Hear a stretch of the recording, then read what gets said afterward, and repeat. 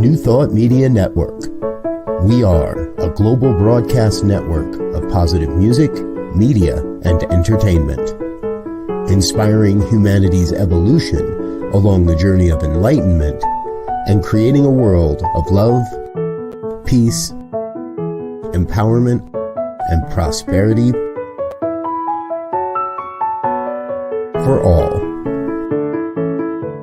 New Thought Media Network. Positively inspiring.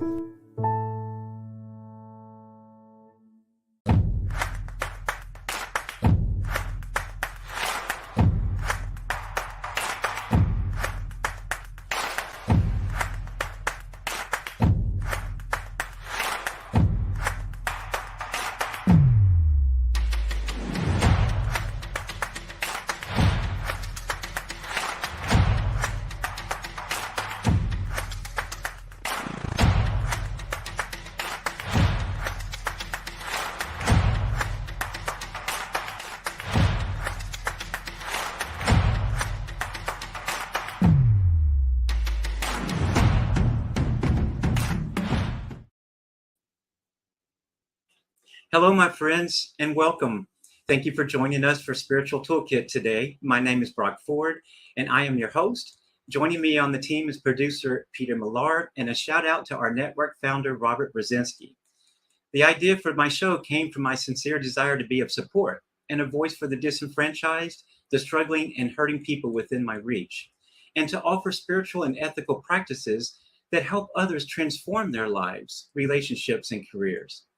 It's my hope that we can support others on their path to their passion, their dreams, and their best life, building a bridge of understanding, healing, and thriving for all. So we will have guests from all walks of life talking about real life and navigating its twists and turns and living triumphantly. And so last week I told you that we were going to go behind the scenes with the episode today and speak with our Spiritual Toolkit producer, Peter Millard. I've actually known Peter for 25 years. We met in San Francisco back when print publishing was still a real thing, y'all. We were working for different publishers, and we met at a social function. We dated and eventually became partners, personally and professionally, and even had our own special events publishing business for a while. We also co-parented a beautiful Chesapeake Bay Retriever doggie named Chessie, and in 2005, Peter and I broke up. But with time and effort, we managed to remain friends and stay connected like family. Peter studied film and television production at Northwestern University, and after college, he migrated into the world of print publishing, working to help produce textbooks, magazines, and all sorts of other printed materials, working on the creative writer, editor, and designer side of things. Peter has an interesting life with plenty of unexpected twists and turns over the years, and I suspect we'll talk a bit about that. But over the years, he and I have remained connected through it all. One of the reasons I wanted to have Peter as a guest today is because he's not a member of Unity, Religious Science, or any New Thought church for that matter, but he's worked with me, helping me to edit my messages, my sermons, and my workshops. He's helpful because he's so dadgum talented, especially because his mind is open to different spiritualities. He's pragmatic and analytical. So I know that if Peter likes a lesson or a workshop that I'm working on, I know it has a message that most people will understand and embrace. And so with that said, everyone, let's welcome Peter Millard to Spiritual Toolkit. Welcome, Peter. Welcome. Thank you for joining me today. My pleasure. My pleasure. You're welcome. You're welcome. So let's just get started. Let's just jump into this. And if you don't mind, let's go way back and give us some insight into your life growing up in Chicago and how you eventually migrated to San Francisco. Sure. I born and raised in a suburb of Chicago named Park Ridge, Hillary Clinton's suburb. And it was a, middle class to slightly upper middle class kind of upbringing. My father was a doctor. My mom was a homemaker. I'm one of 7 children, second to youngest. And it, I think it was a fairly traditional suburban upbringing, considering that I was a child in the 60s and the 70s. And, we still got to go and play outside, and our parents would send us out the door. Don't come back until the street lights come on, things like that, you know. And I stayed close to home when I went to college. I went to college at Northwestern, like you said, and that's in Evanston, which is another suburb of Chicago. And I guess the big thing is that, as you know, as you mentioned, we were partners. I'm gay. And I was raised in a pretty traditional, conservative sort of family way. So even though I had certain suspicions that I was gay from my earliest age that I can remember, it was totally not cool. It was totally something you couldn't talk about, you couldn't express, and it was shameful and all those kind of things. And I actually stayed in the closet up through my 20s. I graduated from college and I started working with these different print publishing places and all that. And when I was 29, my father became very ill and he passed away. And now, when I say I was in the closet, I was deeply in denial. I wasn't having a secret life, doing things surreptitiously, or anything like that. All I was doing was trying to date women and making a lot of people, including myself, very unhappy. And when my father got sick and passed away, I saw him like in his hospital bed and in the ICU unit. And I just realized, I'm miserable. None of us are getting out of this alive. Get on with your life. And so I came out. I said, I know what is real and true for me. And it was a wonderful thing to be able to take that burden off of me and to live more authentically. I had a lot to learn as a 29-year-old who was just now coming out. In many ways, I think I was like still a high school student, 13, 14, 15-year-old when they first get their crushes and puppy love and stuff. How did you come out? Did you come out to your family first? Yeah, well, I'm very close to my brother Phil and his wife Jean. And Jean is a magnificent therapist, and she sees things, you know what I mean? She understands what's going on. And they created an environment for me that was really safe to say, hey, I think I am. And in fact, my entire family, when I came out, very supportive. The messages that I was raised with that said, don't be gay, went beyond just whether my family was more conservative or traditional or something. It was a very sociological thing. But my family was all really supportive, and working in the arts, in publishing with a lot of artists and graphic people, there were other people who were gay that I would cross paths with, and they saw me coming. You know what I mean? It was not a surprise to many people. Let's put it that way. As I talked to friends and all that.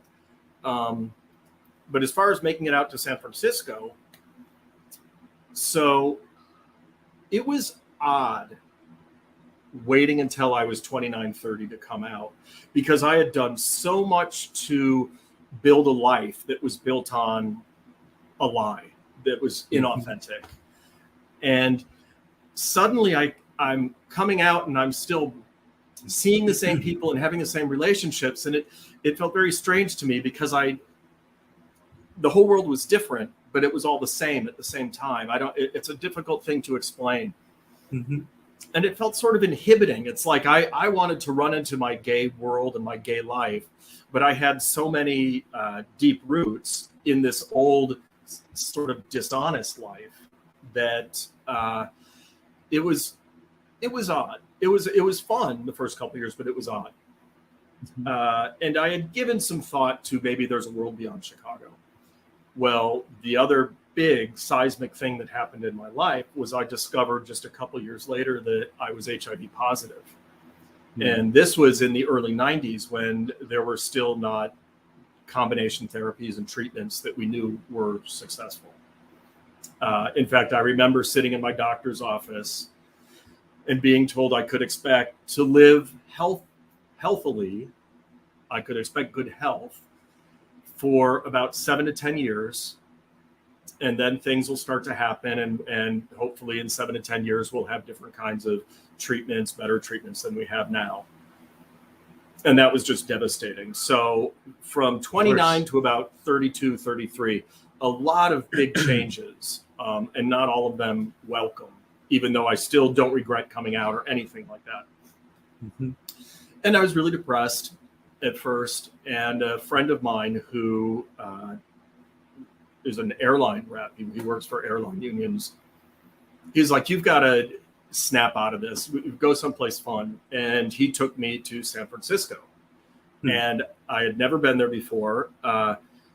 And I realized I'm a Pacific Northwesterner trapped in the body of a Midwesterner. Once I got out to San Francisco, I'm like, just the terrain, the weather, the people, the vibe, everything was wonderful. Mm-hmm. And I also discovered that San Francisco was light years ahead of Chicago with HIV treatment and research and stuff like that. And so I visited in, I believe it was April, and by October of that year, I moved. And so it's the mid-90s. There's a big tech boom. Finding work was really easy. It wasn't a tough decision to move. I didn't have to do a lot. The hardest thing was finding housing, because, housing is always... That's for everyone when they come. Yes. Yeah. So that's how I got to San Francisco, and have not looked back since. I love it. California is a great state. It really takes care of its people for the most part. It's got challenges, and we know now that there's issues with drugs and homelessness and stuff, but it's a great place to be, and I'm really glad I made the move. Well, thank you for sharing all that. And just so everybody knows, Peter's very healthy these days, and he's doing really well. So there's nothing that we need to be scared about for Peter. Right. Yeah. Medical science has worked wonders.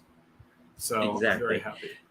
So I wanted to share, and I know, and y'all, as we get into the show a little bit more, you may find that we have different remembrances of what happened over the years, and who's right and who's wrong about it all. But at any rate, I wanted to share with people a little bit about how we met.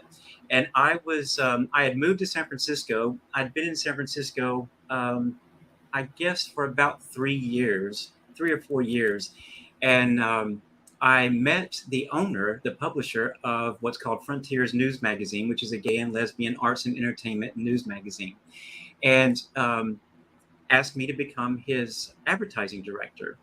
And I thought, in my mind, I sort of belittled that. I'm like, I'm a daily newspaper guy, corporate, for 24 years. What's this little newspaper you're talking about? So at any rate, it turned out that it was sort of what do you would call it, Peter? It was sort of one of the two main magazine newsprint papers for the gay community. The free weeklies that a lot of big cities have, like Chicago has The Reader, Village Voice in New York, The Stranger in Seattle, LA Weekly, SF, Exactly. And it was Bay Area Reporter was sort of the newspaper in San Francisco, and Frontiers was more of the magazine layout. But at any rate, I became associate publisher at that point. And there was a grand opening of a bookstore that also sold videos and adult videos and all those types of things.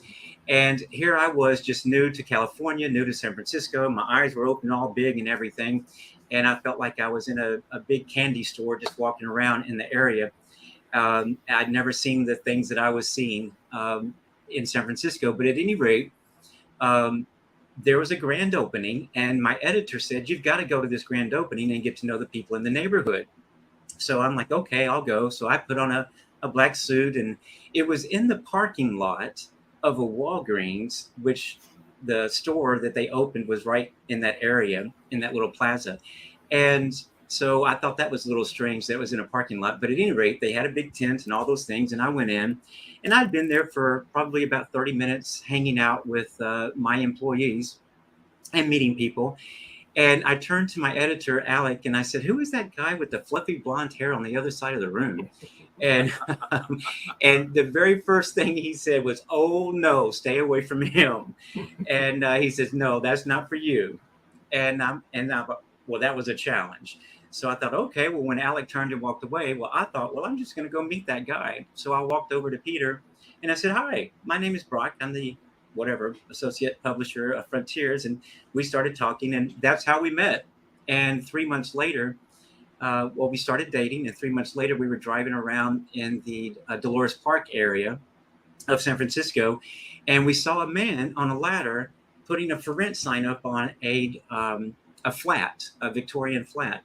And Peter said, "You want to go look at that?" Or I did, I don't remember. And we went and looked at it, and we ended up renting that house and moving in together. We'd known each other about 3 months, and so I don't know that I would always advise that for everyone, but it all worked out very well. And so that's how we met, and we started a life together. And as I said, we sort of broke up after 5 years.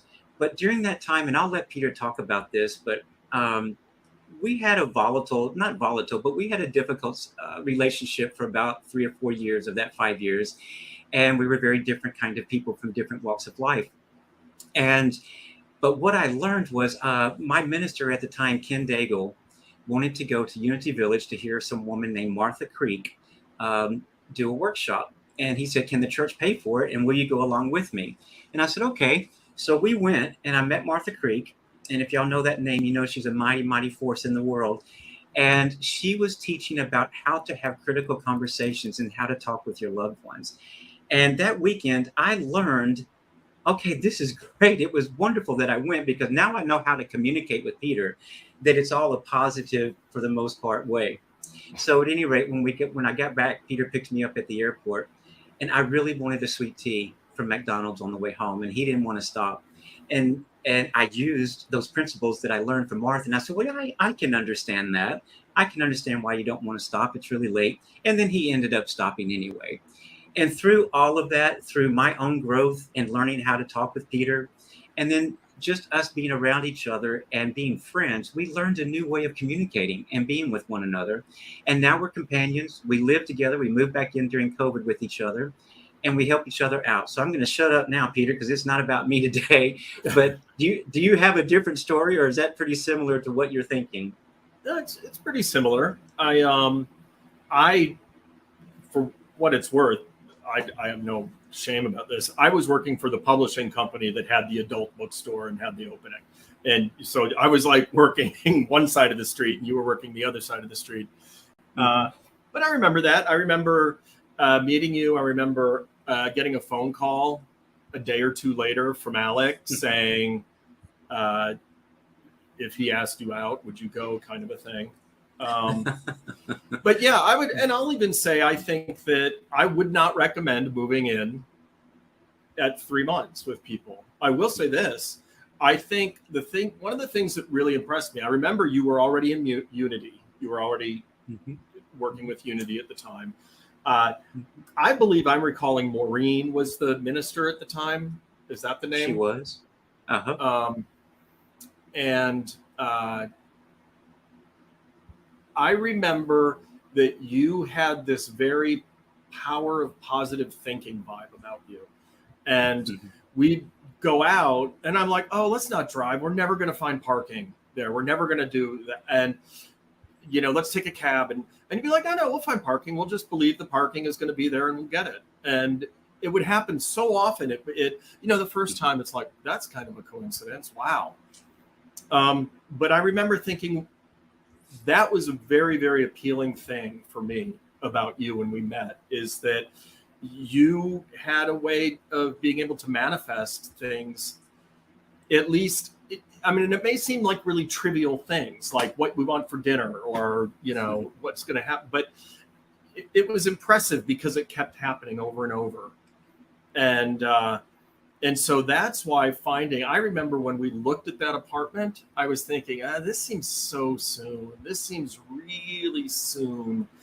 But it all seemed part of that driving down the street, because we had talked once or twice about what kind of neighborhood we want to live in, what this, what that, if we were to. And then we passed this guy, and he liked us and we liked him, and boom, boom. It was just like, well, it fit like a glove. So I thought, let's take the ride. Let's hop on. But yeah, I think that a lot of our challenges when we were, an intimate couple in a relationship was that we were very different people, and we still had a lot to learn about each other and about how, because at the beginning you're in that new relationship energy and you're trying really hard to put your best foot forward all the time. And then after a year or two, you're like, this is me. This is what you get. This is what you signed up like, for. Whoa, what did I get into? Yeah.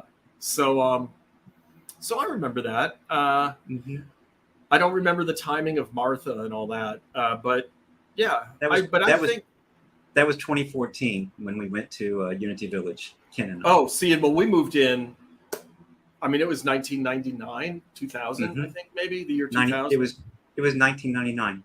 Yeah. Yes. So, but I would say that the other reason why we were able to finally maintain a friendship and stay close and connected, very familial, is because of your ex, Bob.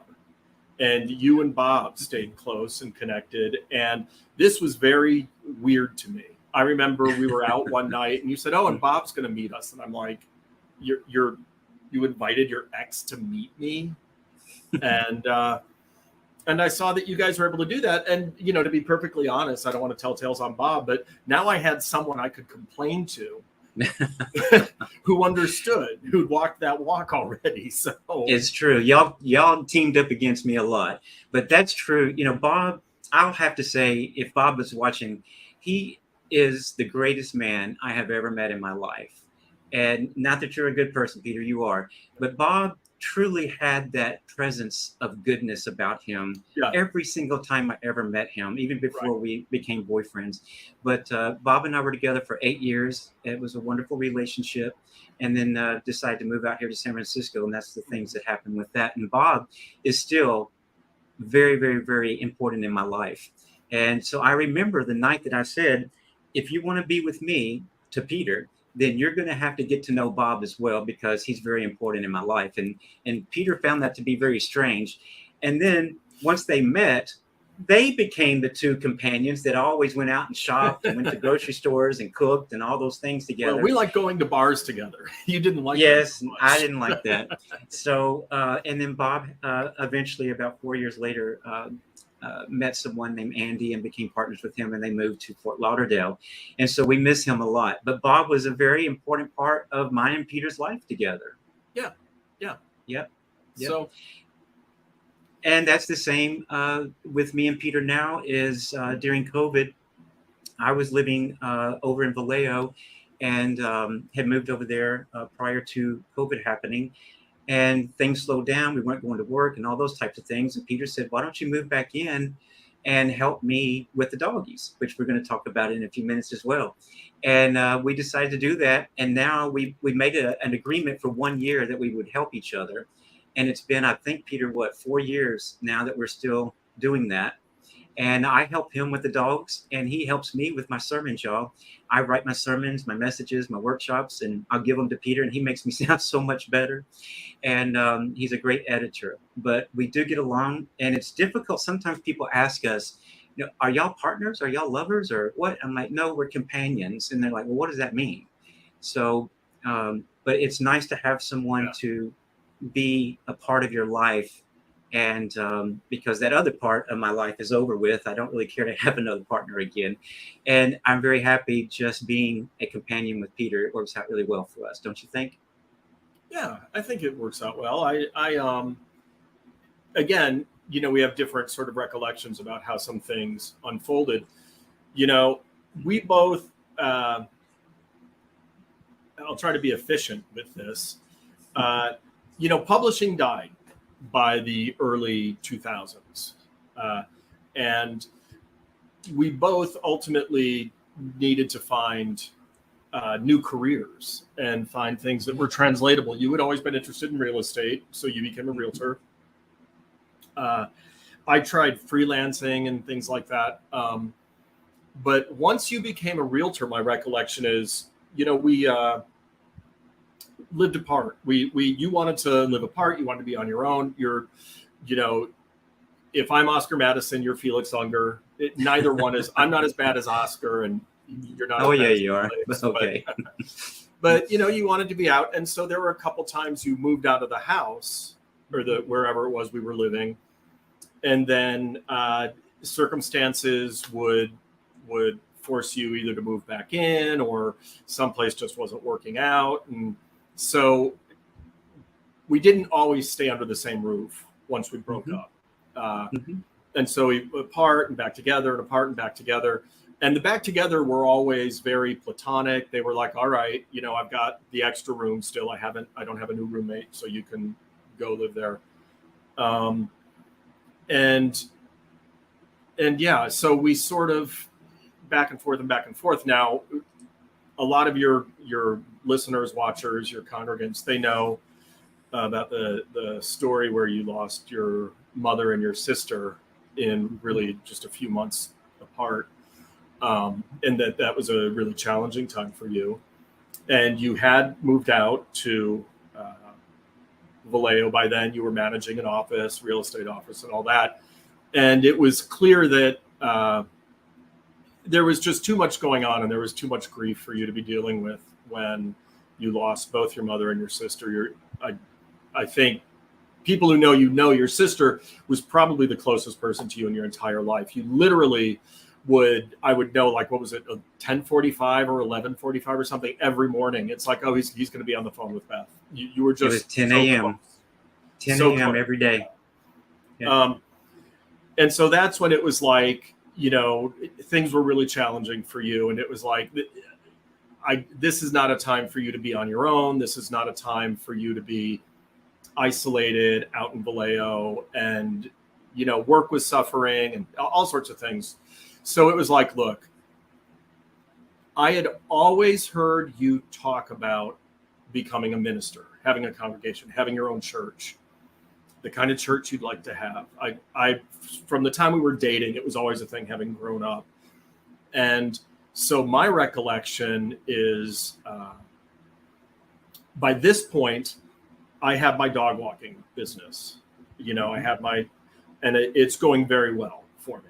It's doing very well. So I could keep the house in San Francisco and all that. And my thought was, you need to get better. Come and live in my house. I will take a lot of the stresses of rent and income and all that off of you. But I needed two, I don't know if you remember this. There were two things I wanted. I wanted, one, you got to work on yourself. You've got to, deal with your grief and face it. And whether it's talking to Martha or however you need to do this, you need to really process this, because it was really crippling you from my vantage point. And the other thing was, and help me with the dogs. I didn't need rent. I didn't need, help with food or anything like that. But I said, help me with the dogs, because it was a big business. And so that's what I remember. And then moving back out now to this house you see behind me, the house I bought in Vallejo and behind you, was during COVID. You had mentioned the pandemic. We knew that things were going to change. The dog business was really rocked by COVID because everyone was not working. And our landlord back in San Francisco, there were inklings that they were going to try to sell the house. And there were just things going wrong with the house. It was going to, and this and that. And I remember thinking, change is coming. I would rather be initiating the change. I'd rather be in charge of the change instead of just reacting to it. Like, oh my God, this happened now. What do I do? And so that's when I started looking, and you knew Vallejo. Vallejo was an affordable community for me and all that. And found this house, which was really nice. It's a 100-year-old house with 100-year-old bones that constantly need repairing. But so that's how I remember how this got out here. And the working on yourself. So back to it was that's when you started going to Emerson, and you got ordained, and then you got your doctors and all that kind of stuff. So yeah, it all worked out. Yeah, it did work out pretty good. It did. Yeah. Tell me a little bit, and y'all, Peter, as far as I've known him, has never been a real religious person, and I don't think that I'm religious either. But at any rate, in my mind, he was sort of way over here, and I was more here, as far as spirituality and religion went. And over the years, just us being together, I learned that he was a very spiritual person. He just looked at it and called it something different. So, Peter, will you talk to us a little bit about, share with us a little bit about your path to finding I guess, a spiritual philosophy, for lack of a better word to say it, of that you could get on board with that gave you some hope and faith about life? Yeah. I definitely, you remember I said I was 6 of 7 children. So by the time you're like, all of my older siblings went through, catechism and confirmation and stuff like that. When I was a very, very like 4 or 5, there was some Sunday school things. But by the time I got old enough, my parents they were over this you do this, you do that kind of thing with the kids. We were becoming a little more free range. And I always was a very scientific, analytical, kind of critical thinker. And so I largely an atheist growing up. In fact, I remember very clearly learning that there was no Santa Claus. And that in a family where we were raised on the Santa Claus mythology and you've got older siblings, my parents were like, don't you tell your little brother, don't you tell your little brother. And it went from like this joyful Christmas thing to it's like, did you tell him you've ruined Christmas for him? You know, it was a very, what was supposed to be joyful got really sort of corrupted. And it felt almost humiliating, like a big hoax had been perpetrated on me. When I learned there was no Santa Claus, there was no Easter Bunny, and it just immediately translated over to religion, to God and Jesus also. If all of these things, which seem so improbable, like Santa Claus and the Easter Bunny, they're not true, it's a made-up story, why should any of this be believable also?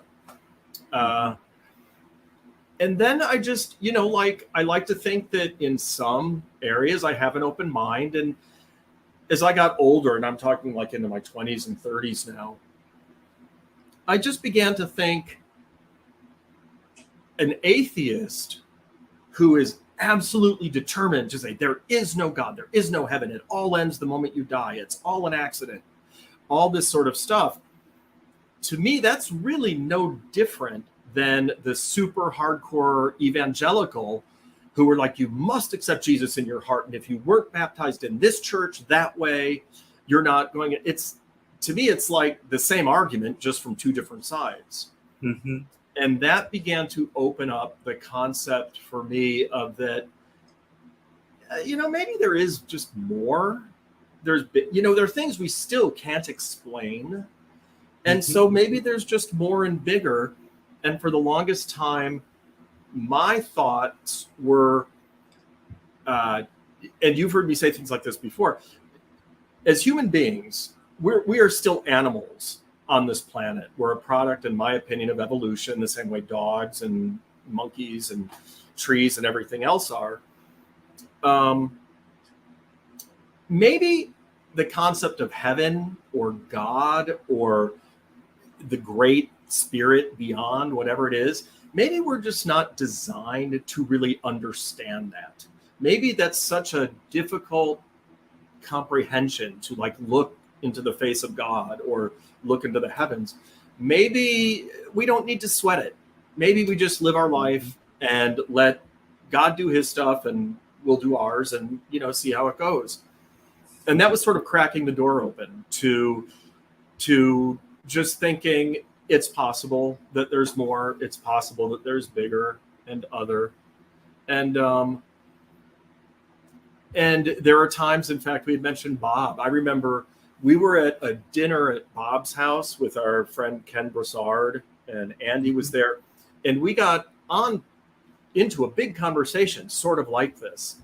And all of us had what might be considered non-traditional spiritual beliefs in terms of there is one God and he's a man with a big white beard sitting on a throne and he had one son, Jesus, and all that.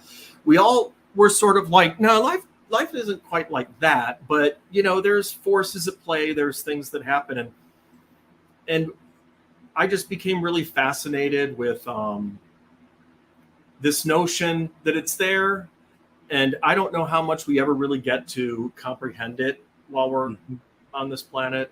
But what I really liked with Unity, which is my first introduction, because you were much more steeped in Unity as opposed to now the New Thought Network and all, is Unity allows all of the, not just like religious spiritual text, but science and religion can coexist together in Unity, and great works of art and great works of philosophy, and it evolves as we learn more, and I thought that's pretty amazing, that because normally it's science and religion have to stay, like religion has a restraining order against science. They have to stay like 100 feet apart from each other. True. Let me stop you right there for just a minute, Peter. We're going to have to take a break for about 2 to 3 minutes. Yeah. But very, very interesting conversation. And I want to pick up on that when we get back from the break.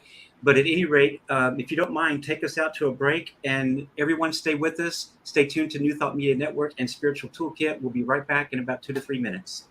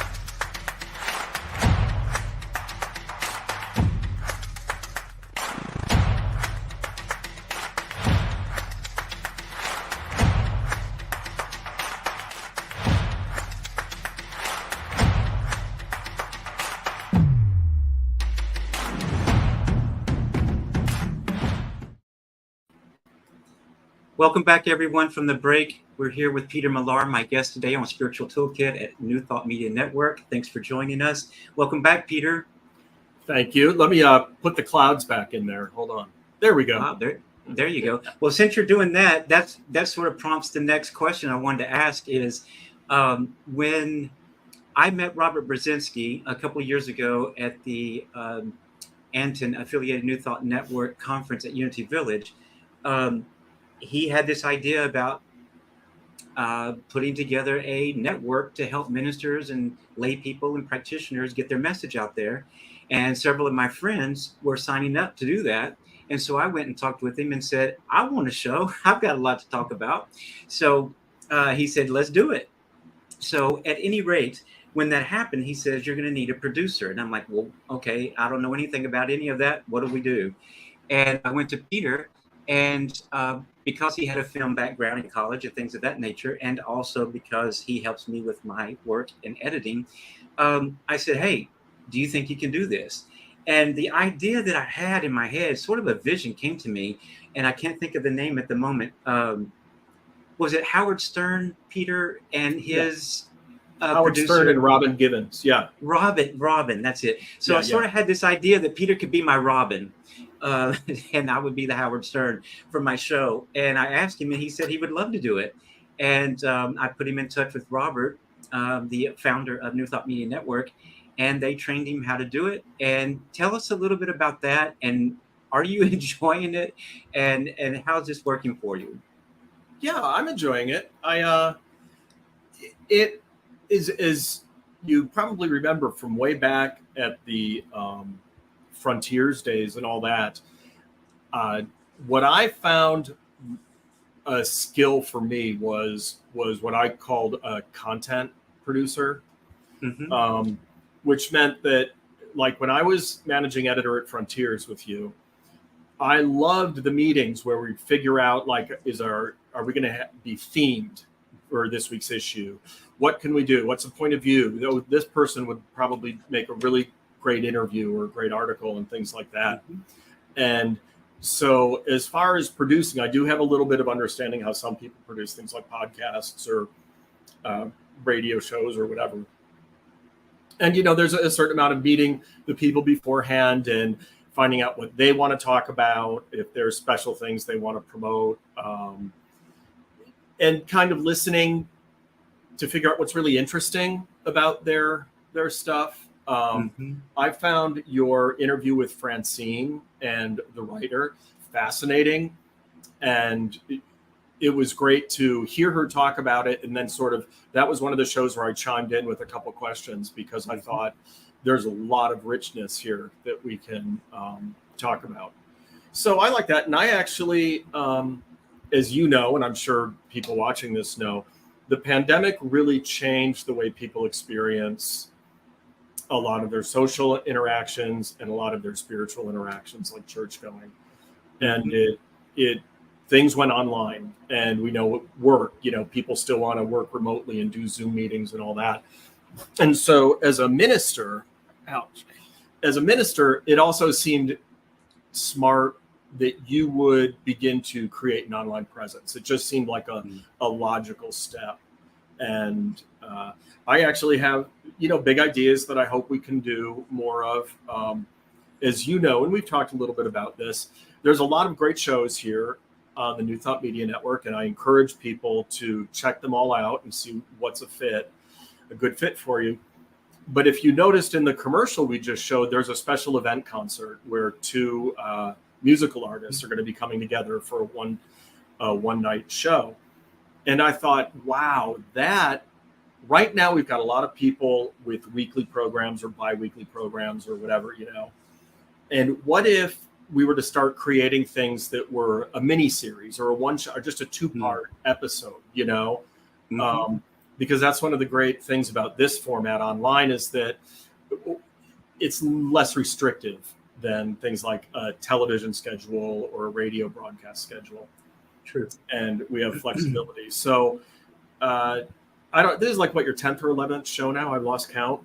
I think it's my 10th. I'm not quite sure. And I finally feel like I'm getting the hang of it. it's there's a lot of little buttons to push to make sure things go or don't go or noise doesn't come through. And that I'm still, learning a few of those things here. I forgot that. Like the black, forgetting the clouds, things like that. But for the most part, it's coming together pretty well. It's fun. Actually, I think you're doing a very good job. And basically, not just with New Thought Media Network and Spiritual Toolkit, but with everything that I do with my work, including real estate, I have ideas. I like to stay up about an hour later than Peter. So I try to rush him and the dogs to bed so I can have some quiet time alone in my bedroom. And things come to me during that time. But I had the idea of, how do we truly help people with this show? How do we show what our heart is? And Peter helps me with that, because he understands what my ideas are, and he even takes them further than what my idea was. And then he's the one that puts it all together. So I'll go, okay, I've got this idea. How can you go make this happen for us? And he's that technical guy behind the scenes, and whether he's technical or not, he figures it out. And because of that, we work really, really well together. And that's why we stay together, as with this show, with my ministry, and then helping him with the dogs and things of that nature as well. But he's very smart. He's much smarter than me, y'all. And he makes me look better with everything I do. So thank you. But what I wanted to do, we only have a few minutes left, Peter. So if you don't mind, why don't you scroll some of the pictures that you've got? I saw you looking pictures up. I didn't see them all. Yeah. But some of your life and some of your doggies and things of that nature. And let's just show a few of those pictures, and we could talk about those a little bit. We've got about 6 minutes left, y'all. Yeah. We've got actually a couple more than so. But let me say one thing real fast, if I may. Sure. As we were talking about spirituality and my lack of a formal spiritual philosophy, but how I've evolved, what I always come back to when people hear what I'm doing with you, and they're like, you're helping some guy write sermons and stuff, is I heard this thing, and this just is absolutely perfect to me, and I think it has a lot of new thought in it. And that is that, according to certain laws of physics, that I'm a science guy, I accept the laws of physics, laws of thermodynamics and whatnot. We know that matter and energy are never lost in the universe. They're just, you don't run out of energy, it's just converted into matter. And the same thing with matter, it's energy, and it's this constant recycling through. And that means that from the Big Bang, from the thing that created everything, we are that material. You, me, everything around us. Mm-hmm. And that I can get on board and say, gosh, that's right. That means so I am a part of this universe, literally. Mm-hmm. And I've sailed across the oceans of the cosmos. And that thought gives me such a sense of connection to something bigger and farther and beyond. And I love that, one, as I said, New Thought allows that sort of science and evolution and all that to inform the beliefs. But it also, how am I going to say this? It makes it very easy for me to have the science part, and to say I could. Oh, and here's the other thing is that I know people who are much more skeptical than I am, and are atheists and all that, and they talk about figuring out what happened before the Big Bang, and because some people will say, well, God had to create the Big Bang, at least something had to happen. So if there was a divine entity or energy that created even the Big Bang, it still means we are a product of something divine.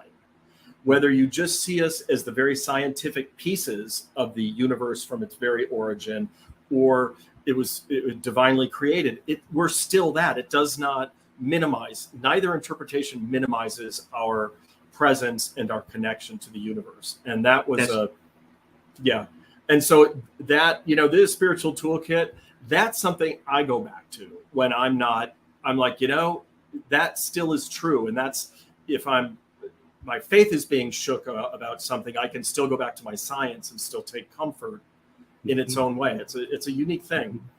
But and with New Thought and Unity and religious science as well, it's all included. It's all included. And we say it in the sense of we are all one with God, one with the universe. We are God expressing living organisms, expressing breathing, smelling, feeling, all those things of God. So it's the oneness, Peter. And that's sort of what we say, is that we're one with the universe. We're one with God. We have every single right to be here. Yes. And my thought is that being raised as a skeptic, kind of the way I was young, sometimes I hear God or Jesus, phrases like that, and I'm a little that's a little dogmatic for me. I'm not sure that, but because in New Thought we are one with it all. We can find language that is truthful and expresses everything without having to bring up other challenging beliefs that may not, coincide with this. True. But you would ask. Go ahead. I found back in my earlier days, when I was growing up Southern Baptist, that there had to be more. I remember as a child thinking there just had to be more. Yeah. And when we went to our first Unity church, my mother started dating the Unity ministers, how all that happened. And I would think I was 14 years old. We went to Unity. And when I heard that we are all one, it really affected me. And it meant that I was okay. It was okay because even at 14, I knew that I looked at other guys and I shouldn't be looking at other guys. Yeah. And I didn't totally understand it like you as well. But it's okay. We were born. We have every right to be here. And we're here uniquely us so that we can learn from one another and take those steps to transcend just this world so that we live more in that spiritual ethical living that I like to talk about. But yes, I wanted you to show some pictures, if you will, of your doggies and all that stuff that you do as well. Sure. So as you had mentioned, one of the things we did as a couple was we raised a Chesapeake Bay Retriever together. That's her. That's my baby. Yeah. That's still a very iconic photograph for me. But so in 2015, as you know, I had some job things changing and shifting, and I knew someone who was a dog walker and asked if I'd be interested in working with him. And so I became a dog walker. And this is me a couple years ago with the dogs in Stern Grove. There's me. There they are in the back of my truck, picking them up. Sadly now, I believe only the Weimaraner over there on the left is the only surviving dog. Oh, Frankie's there. Frankie's still there. Yeah. I see him. And this is in the house, when we're lucky and we can get them out for their proper exercising. The secret of this job is that dogs do a lot of the work themselves. If they're good socialized dogs, you can't just take in any dog. But if a dog is socialized, it wants to be a part of the pack. It wants to know where it fits.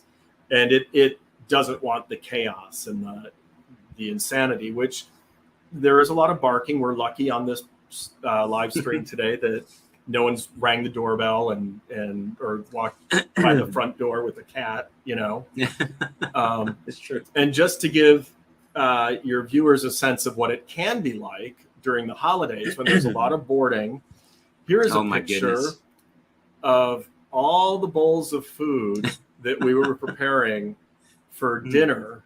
This was back in the old house in San Francisco. I mean, there's so many, and everyone, we have to have little labels, what all's what, and who's who, and different meds and stuff. But yeah, it's been really fun.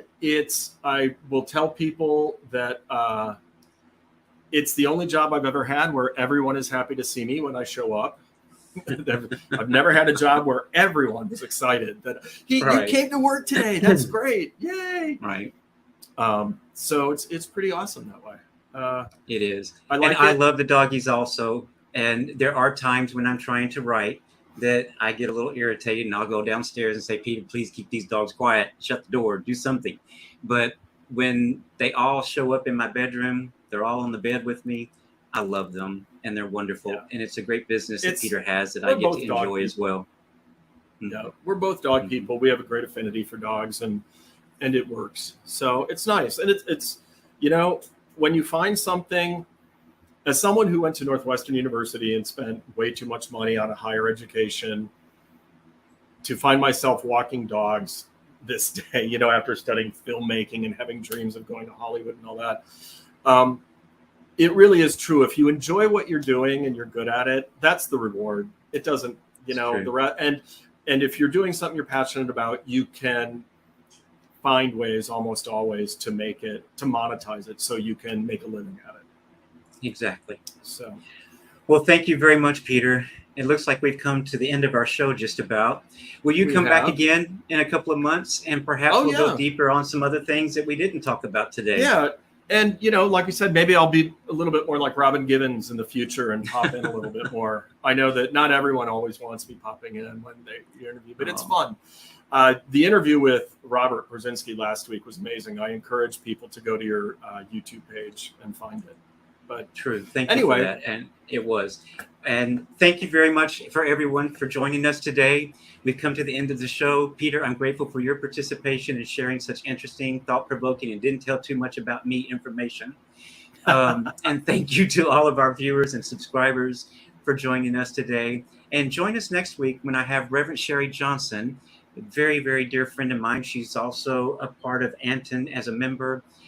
She's a CSL minister. She lives in the Kansas City area near Unity Village, actually. And so she'll be my guest next week. And then don't forget to check out all the other wonderful shows here on New Thought Media Network at ntmedia.org. And make sure you come back next Thursday at 3 p.m. to watch Spiritual Toolkit. That's it. I love everyone. Thank you so much for joining us. Good night. Blessings to you all.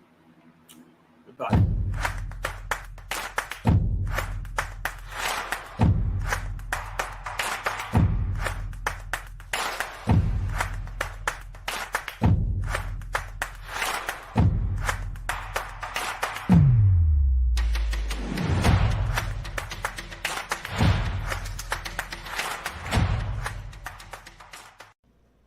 Please help us say thank you to our organizational sponsors, including the Hepperlin Foundation, Affiliated New Thought Network, International New Thought Alliance, Science of Mind Archives and Library Foundation, Center for Spiritual Living Denver, Center for Spiritual Living Midtown, New Thought Philadelphia, Planned Happiness Institute, Summit Center for Spiritual Living, One Heart Retreats, Center for Spiritual Living on the Lake, Unity Spiritual Center, Kitchener, Home Center for Spiritual Living, La Mesa, Satya Center, Center for Spiritual Living, North Jersey, Unity of Savannah, and Center for Spiritual Living, Seattle, as well as all of our individual donors.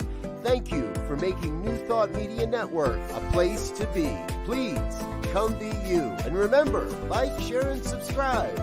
New Thought Media Network, positively inspiring.